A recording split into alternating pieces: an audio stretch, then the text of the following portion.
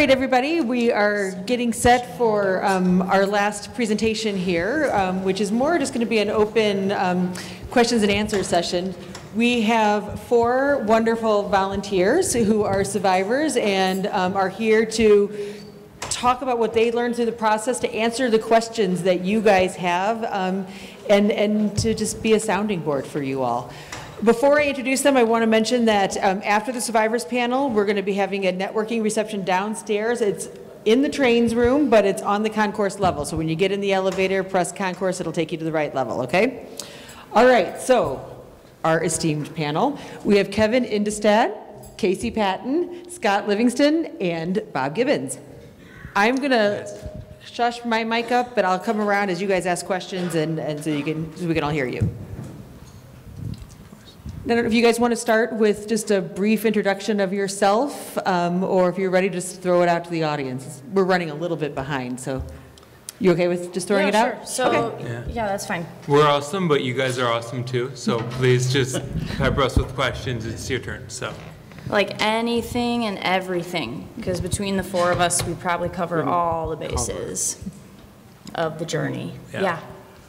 Except for paying for it.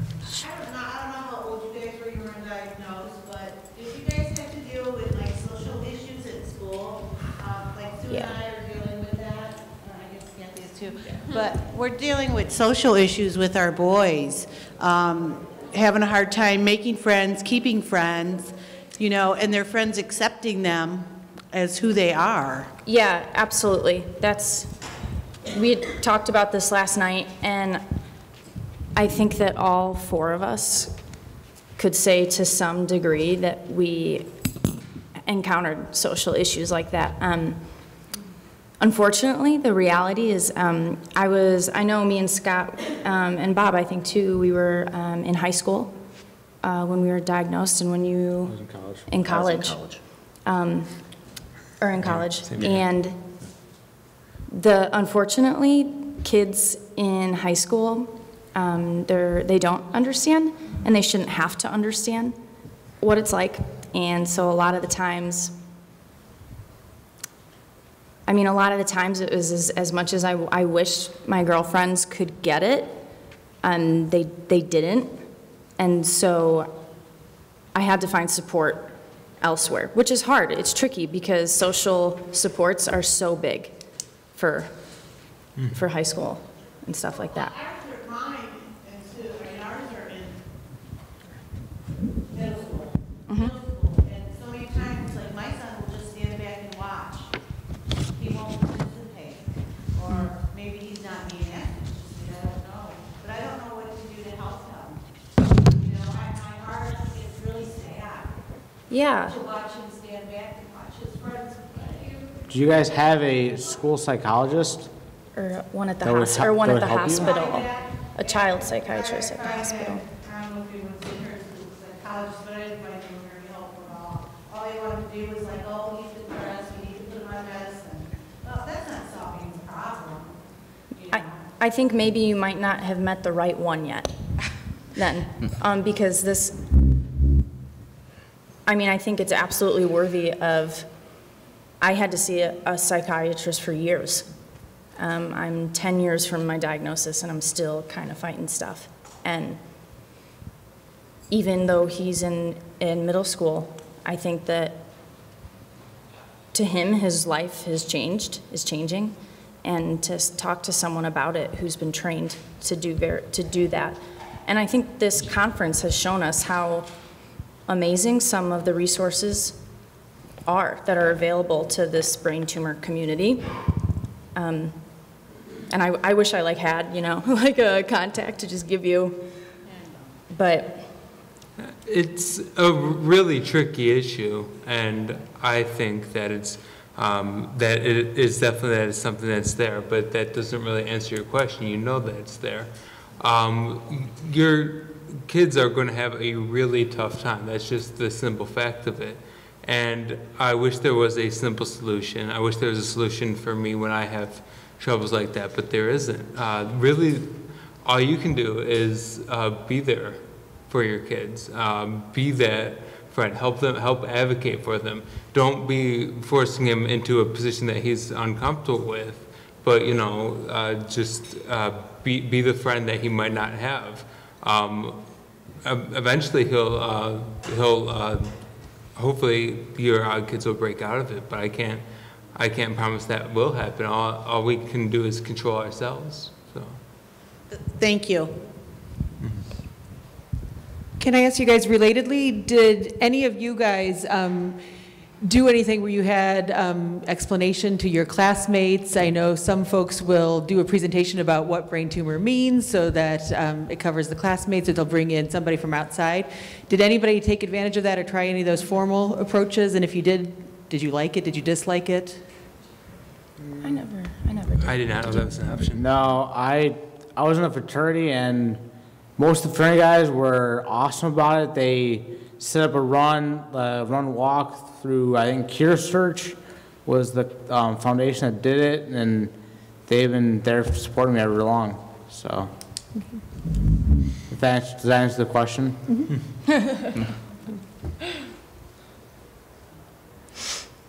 Who Raise else your wants hand to and know? I'll bring a mic over. And if you don't have a question offhand, I've got some ready. These guys know. So let me ask you this, Kevin. Oh, did you just see a hand? I think as a provider, I always want to know what was the most helpful thing, or you can name a couple things that your medical team said to you along the journey. And also, it's also helpful to know what the worst thing someone said to you. But for me, one of the doctors that performed the brain surgery was very humorous. That helped a little bit. I just think that in a difficult time, bringing a smile to your face, can help a lot.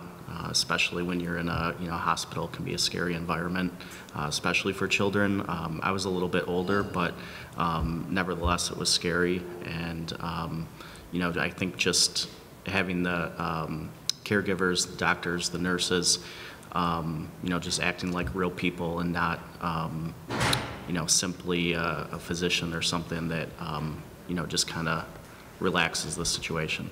Yeah, absolutely. I second the humor. The ability to be friendly and not always necessary. I mean, of course, professional, but because we were a little bit older, so it was nice to have that camaraderie a little bit, I think. And for me, because I was a young adult, the worst thing, I think. I mean, there weren't, I can't really think of anything, but I remember being talked to like I was a 5-year-old once by somebody who hadn't, that I had no idea what I'd just gone through for the past 6 years or something. And that happened once, very isolated.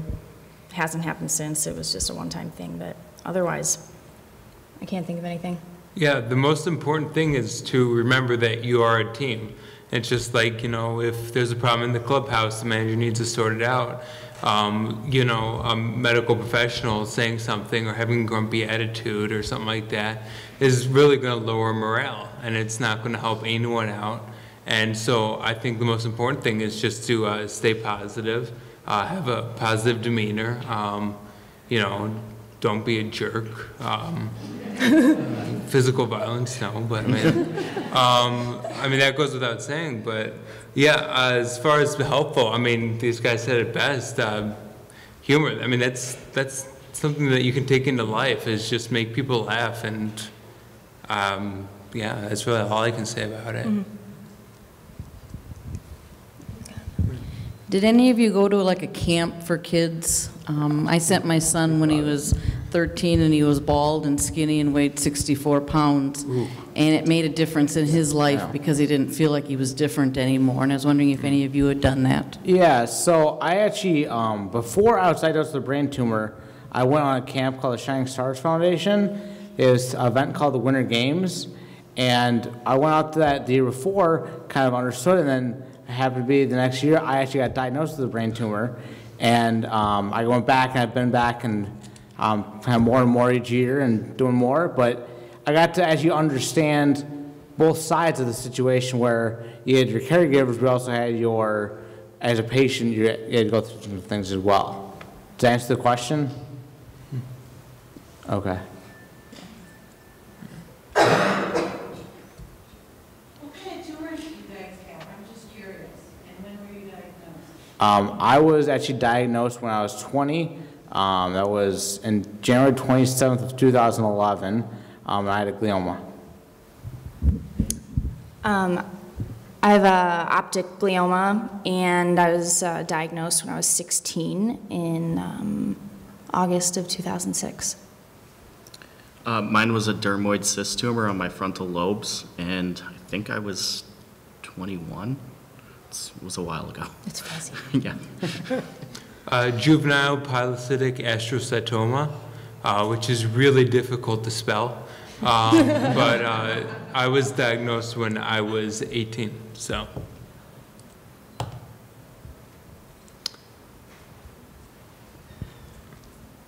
I think you guys should give us hope. I have hope when I see you guys sitting there.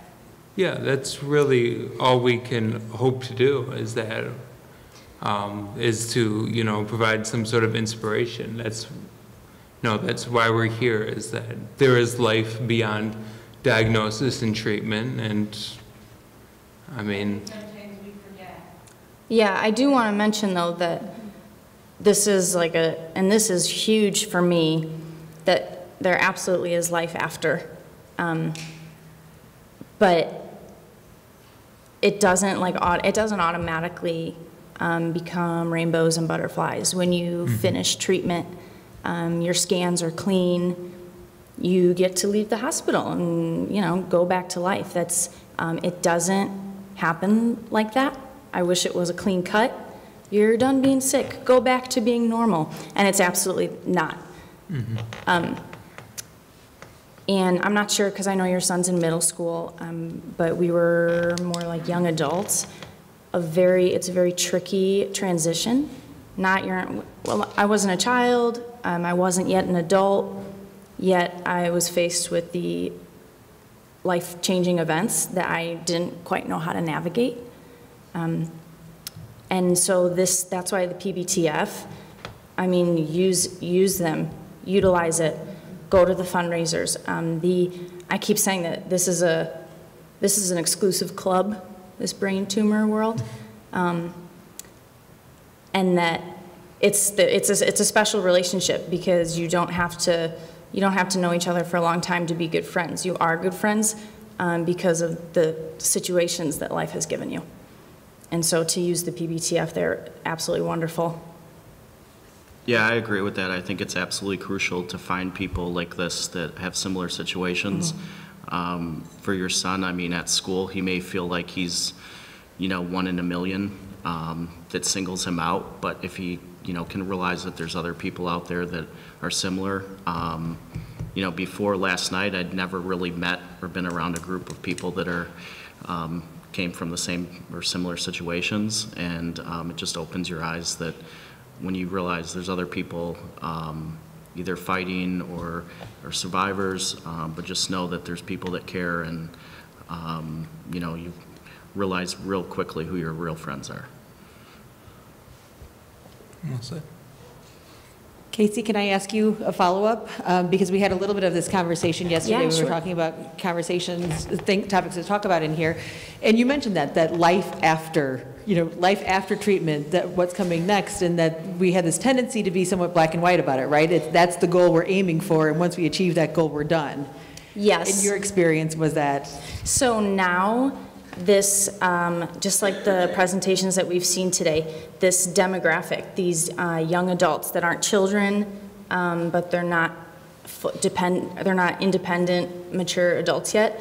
10 years ago, when I was diagnosed, that was not an age group that was recognized. It was a gray area. Me and my parents didn't even think of that subject. I never sat in chemo being like, I wonder what challenges I'm gonna face when my scans are all clean and I leave the hospital. You know, it was like, I can't wait till I'm out of here. And then I got out of there and nothing changed. I felt the same loneliness inside. I felt the same anxiety. Yet over the course of 15 months of chemo, everything about me had changed. Yet I didn't have the tools or the guidance to learn what new Casey looked like. Who was this woman? My friends didn't understand. I was bitter. We keep joking that a lot of times we'd have friends who'd be like, "Oh, I have such a headache. I feel so sick," and we'd be like, "Oh, really? Tell me more about that headache that's killing you." You know. So what recommendations might you have for parents or providers? I think Yeah. Well, no, I was just going to say, I think since then it's come such a long way. And just the presentations that we've seen today where this demographic was clearly recognized. And it's so important for those are such fundamental years. Those years of adolescence, you're trying to figure out who you are, the kind of person you're going to be. What are your values? What are your morals? And instead of figuring that out, you're fighting for your life.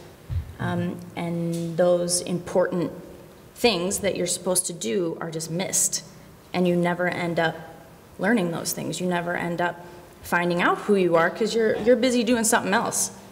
And I think now that the resources are available, just like the program at Lurie for the young adult survivors, and it's so multidimensional. The neuropsychiatrists, like that, there's people available for Casey 10 years ago now, for kids today, and I think I can probably speak for all of us that that's exactly why we do this, to better off, you know, the ones to come. Yeah. Thank you.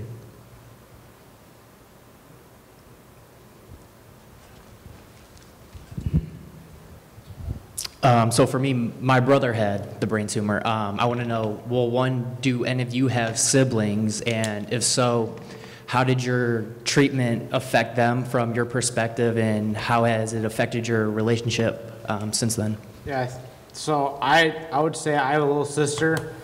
She's been, I think at the beginning, her life changed completely because instead of being the center of attention, I went to that. So it was kind of hard for her, I think, at the beginning, but then I noticed when she went to Marquette University and she became involved with a few of the cancer groups on campus. I think that helped her out and went from there. I have an older brother, and I think it definitely made us closer, eventually, maybe not right away, but eventually. And he, like him and my dad, did St. Baldrick's and shaved all their hair off, you know, with a sign, "We love Casey," stuff like that. I have to say, my sister did not do that at St. Baldrick's for me. She might have to.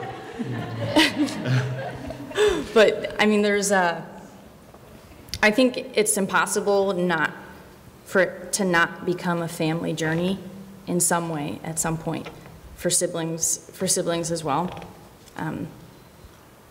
But my brother, he was always there for me, and he's kind of a passive, soft-spoken, but if it came down to it, he would have done anything for me. What about you guys? I actually didn't get involved with PBTF because of myself, but my sister's youngest son, who's now 12, at the age of just under 1, was diagnosed with glymatoses cerebri and neurofibromatosis. He wasn't supposed to make it past 1. And my situation, you know, ever since then almost became like a blur. It just, you know, I almost don't even think about it. But that crushed me, and so it's brought my sister and I really close, because even though unrelated and non-hereditary. It was just very shocking to have two in the same family. But the situation does bring your family extremely close, and I think it's, a time more than ever to keep them close. I have two younger sisters that they mean the world to me. They're fantastic. And they're a really good support system. The older of the two, Stephanie, she goes to Northern right now, but she's always the one that remembers,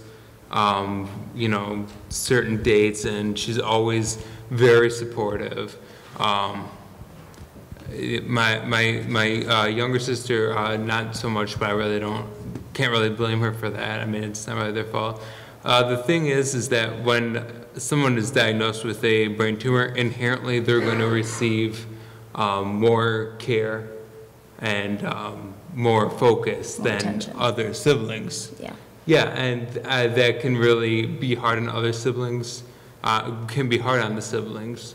So that's something you gotta be mindful of. It's like, yeah, they're getting more attention, but it's because they have something in their head that wants to kill them. So it's like, it's a yin and yang thing, so.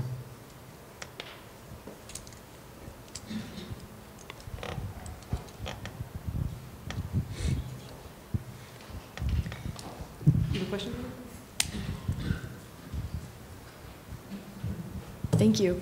An area of both personal and professional interest for me is the concept of post-traumatic growth.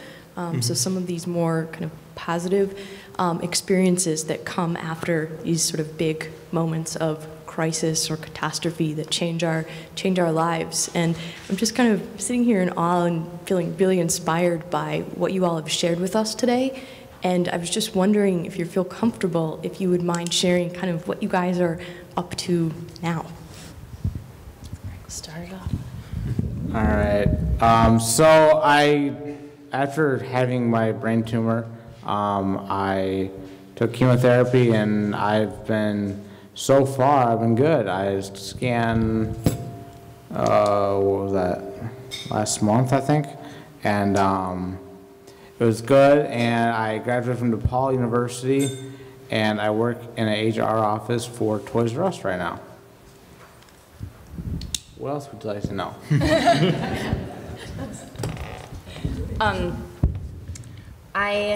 Since chemo and a relapse, and which required me, I had to drop out of college multiple times, moved to Boston for proton radiation, came back, start life all over a couple times, it feels like.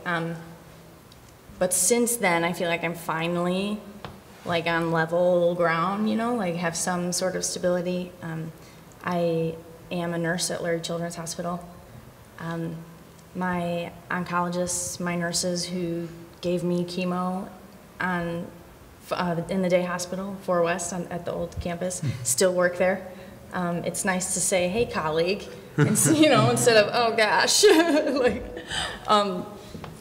I love my job, very rewarding. And I was originally in college for music theater. I wanted to be on Broadway because I'm a singer, so I am a leader on my worship team at church, so I get to do that. It's like the best of both worlds. Nursing is definitely where I'm meant to be at, and I'm really grateful for stuff like this too, though, because even being stable right now, it still helps. It's like there's the battle sometimes feels like it's never over, even though your health is stable. Mm-hmm. It still feels like, oh gosh, it's never, like there's always something. And so I go to a lot of the PBTF events and fundraisers, and it always helps. Yeah, so I'm really grateful that I get to come to these. I had my operation between my junior and senior year of college, so that made for an extremely slow summer. I had MRIs periodically ever since. My last one was probably 2 years ago.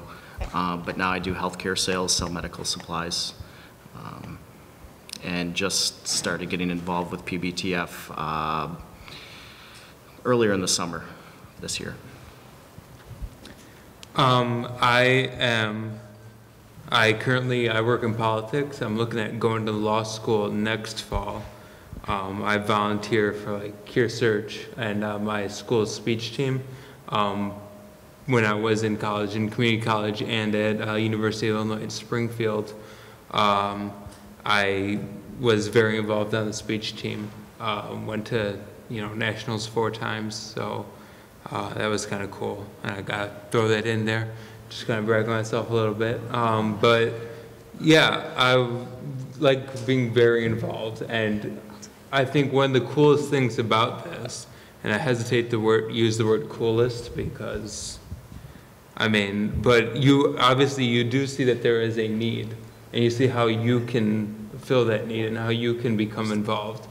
And that's one of the really cool things about, learning about PBTF and learning about CureSearch and other charities like St. Baldrick's. You understand how you can give back, and these people really stepped up when you needed it most, and you learn how you can kind of step up for others who are in bad situations as well. He's also a comedian, and he's promised to do some stand-up at the reception. Proving laughter is the best medicine. I may or may not stab Scott with this pen, so.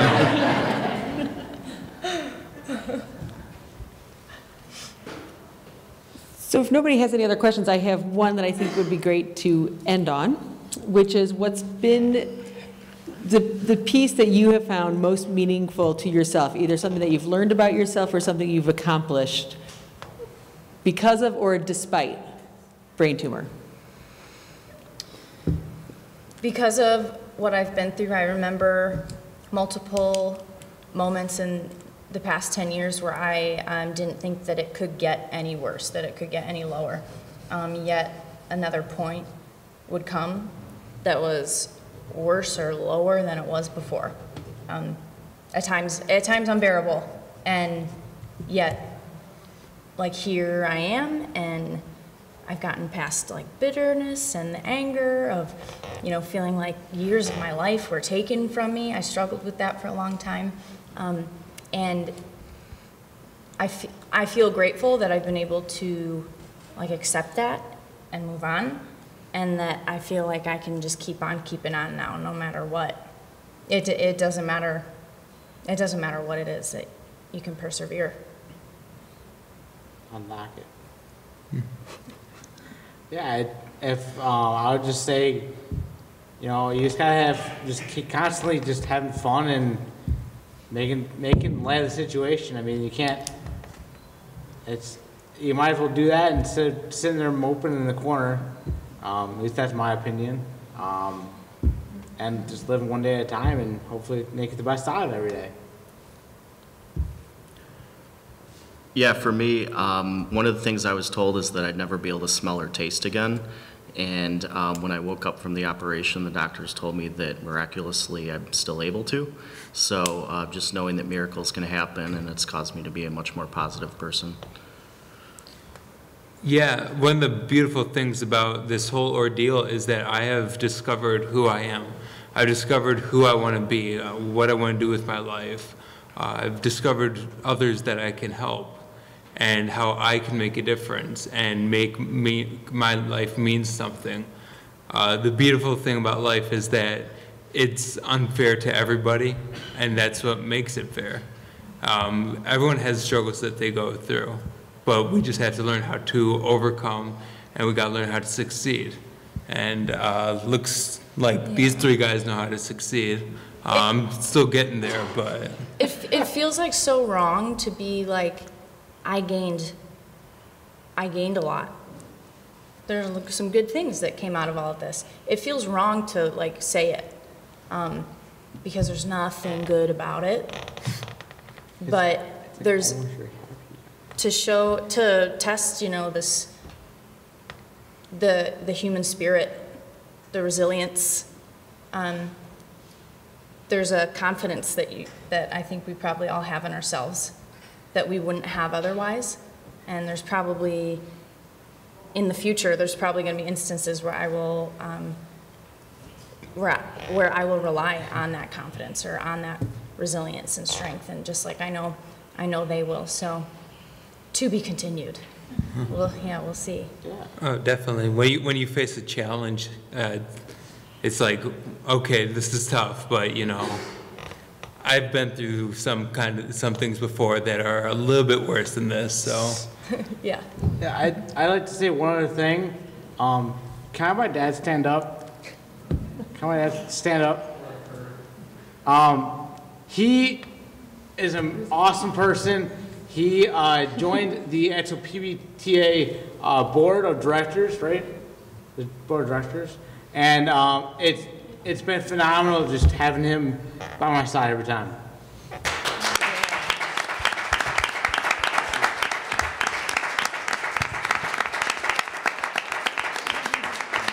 Yeah, and to all of the mommies and daddies and brothers and sisters who take care of of us, of your kids, it's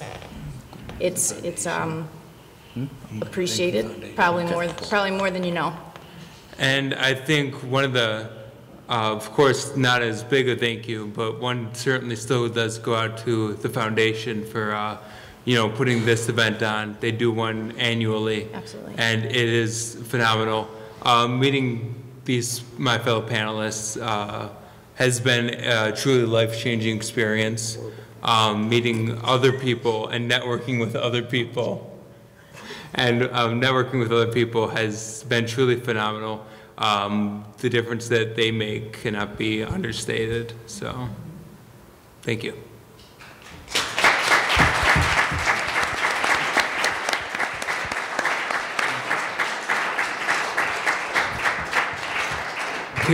Cannot be overstated.